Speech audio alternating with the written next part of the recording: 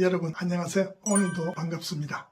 지금은 6개 국어 구사자로 어느 정도 소문이 나 있습니다만은 사실 출발 동기는 아주 단순한 것이었습니다. 돌이켜 보면은 벌써 20년도 한두 해가 지난 세월이 되었습니다만은 지난 2003년 봄에 어느 날 문득 이런 생각이 들었습니다.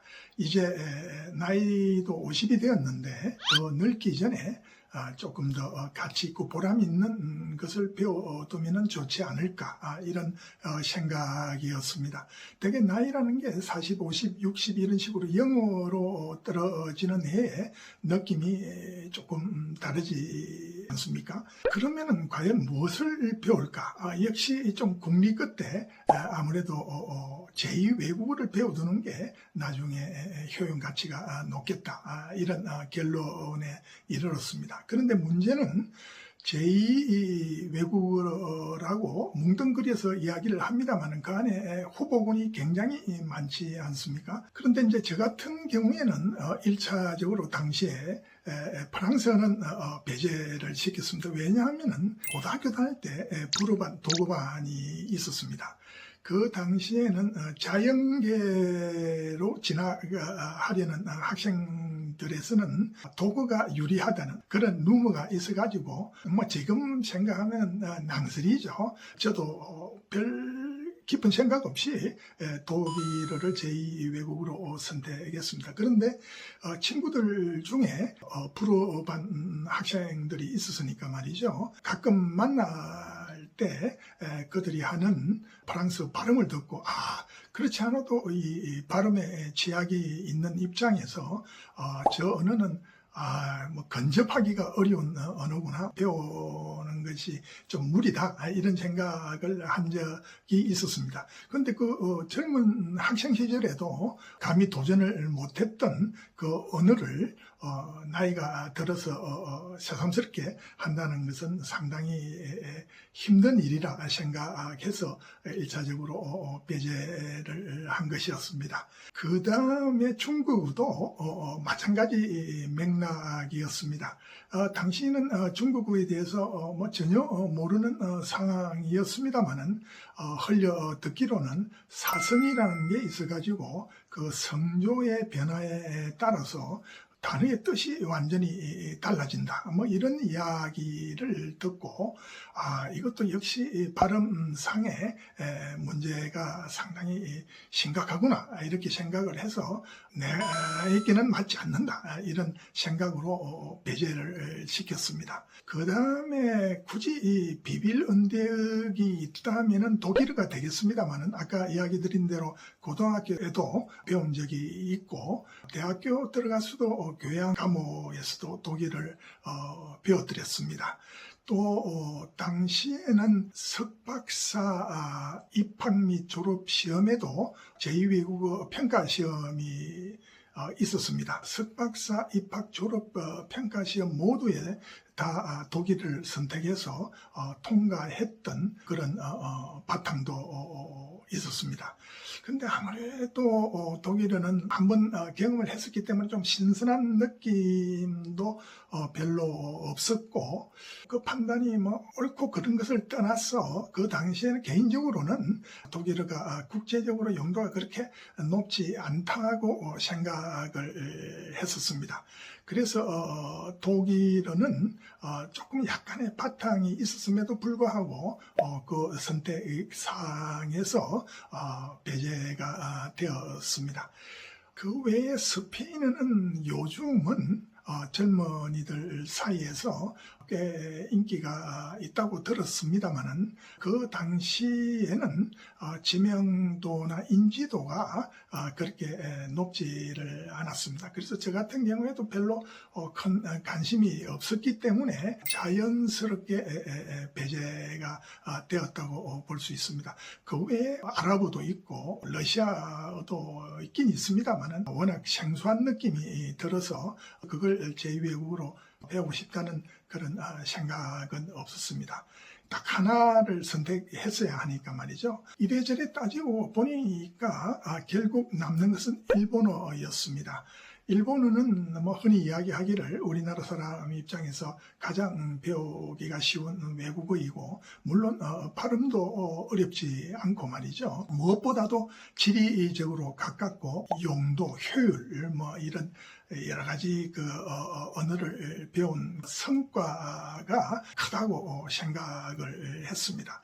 2003년도 봄에 일본어 학원에 등록을 해서 공부를 시작한 것이 모든 대장정의 첫 출발이었습니다.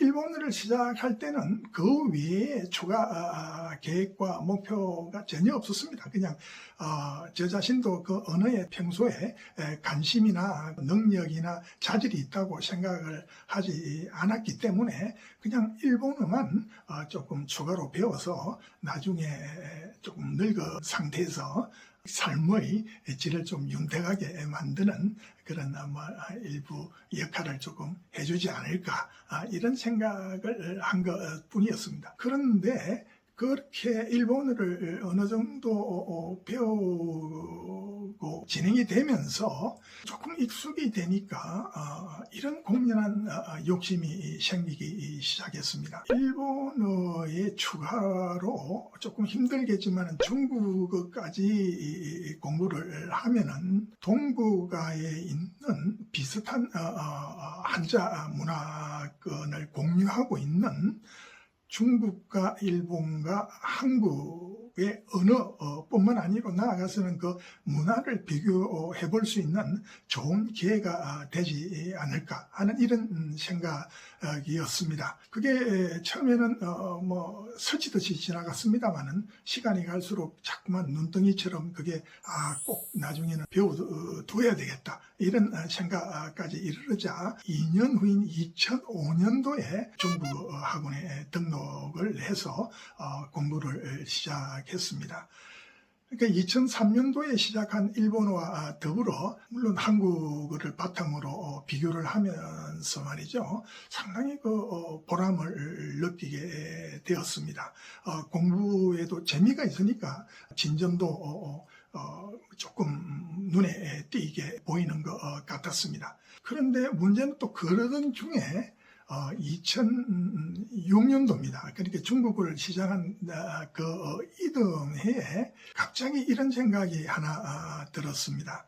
지금도 저 개인적으로 술을 좋아하는 편입니다만은 그 당시에 이제 와인이 본격적으로 붐이 생기면서 와인에 이제 많이 심취를 할 기회를 가졌습니다. 그런데 요즘은 와인이라고 하면은 세계 정말 다양한 국가의 와인들이 수입이 됩니다만은 그 당시만 해도 프랑스 와인이 주종을 이룰 때였습니다. 그런데 그 프랑스 와인의 상표에 와인 이름을 읽어보려고 하니까 그 당시까지 가지고 있었던 유럽 언어 중에서는 영어의 바탕으로는 발음을 제대로 할 수가 없어요. 그래서 상당히 곤혹스러운 가운데서 더도 덜도 말고 이런 와인 상표에 나오는 프랑스어 정도의 발음만 할 수 있을 정도만 공부를 하자. 그렇게 해서 프랑스 공부를 아주 가벼운 마음으로 추가를 했습니다만은, 그래서 한두 달 발음 공부를 하니까 발음에 관해서는 또 웬만큼 되는구나 이런 생각이 들었습니다. 그래서 앞서 공부하고 있었던 일본어, 중국어 공부에 부담도 있고 해서 이 정도면은 기본 목표는 달성했다고 해서 공부를 좀 게을리 하니까, 문제는 발음만이라도 그렇게 목표를 정했던 것이 공부를 잠시 게을리 하면 그 발음조차도 희미해지는 그런 대행 현상이 생겼습니다. 그래서 그때 깨달았습니다. 이게 참 공부, 특히 어학 공부라는 것은 앞으로의 전진만 있을 뿐이지 여기에 그냥 머물러겠다. 더 이상 그냥 현상 유지만 하겠다는 것은 곧 퇴보를 의미하겠구나. 그래서 그 발음이라는 목표만을 달성하기 위해서라도 공부를 게을리 해서는 안 되겠구나 해서 프랑스어 공부를 다시 재개를 해서 말하자면 본격적으로 뭐 했다기보다는 꾸준히 할 동기를 가지고 공부를 지속해 나갔습니다. 그런데 이제 아무래도 앞서 이야기 드린 대로 이 발음이 취약하기 때문에 프랑스어 공부를 하는 도중에 상당히 그 발음 때문에 힘들어 했습니다. 그러자 같이 공부하고 있었던 젊은 학생들이 휴게실에서 만나면은 농담삼아 스페인어는 정말 발음이 쉽다는데 한번 배워보시죠, 이런 이야기를 했습니다. 그래서 내가 아이고 지금도 뭐 그냥 숨가쁜데 뭘 또 하나를 더 추가를 하겠느냐 이렇게 흘려가듯이 들었는데, 어느 날 그 프랑스어 학원 그게 한 4, 5층 정도 그 강의실이 있었습니다만은 이렇게 창문을 통해서 보는데 대로변 맞은편에 큰 건물에 큰 플랜카드가 붙었어요. 뭐냐면 축 스페인어 학원 입점 이렇게 말이죠. 그저께까지는 없었는데 이러면서 순간 이런 엉뚱한 생각을 했습니다. 이거는 그렇지 않아도 그 학생들과 스페인어에 대해서 이야기를 나누었는데 이거는 내보고 스페인어를 배우라는 일종의 계시구나. 이렇게 생각해서 그 프랑스어 학원을 마치고 대로변을 가로질러 가서 스페인어 학원에 등록을 해서 공부를 했습니다. 그게 2007년이죠. 그러니까 2003년도에 일본어 공부, 2005년도에 중국어 공부, 2006년도에 프랑스어 공부, 2007년도에 스페인어 공부를 각각 시작하면서 그 이후부터는 정말 아름다운 꽃길을 놔두고 일부러 가시밭길을 선택해서 걷는 것 같은 그런 여러 가지 과정을 경험을 하게 되었습니다. 사실 따지고 보면은 여러분들도 인생에서 어느 날 우연이라는 이름으로 여러 가지 인연이 다가올 것입니다. 근데 이제 가장 중요한 것은 그런 크고 작은 많은 인연들을 결국은 그 자기 인생의 필연으로 어떻게 만드느냐 하는 것이 자신의 인생의 가치를 결정짓는 가장 중요한 포인트라고 생각을 합니다.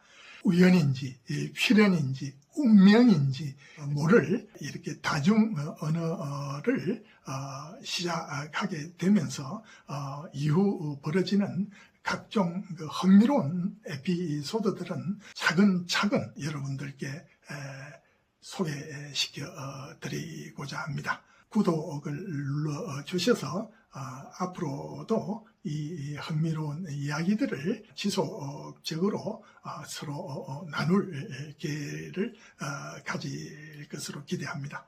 감사합니다.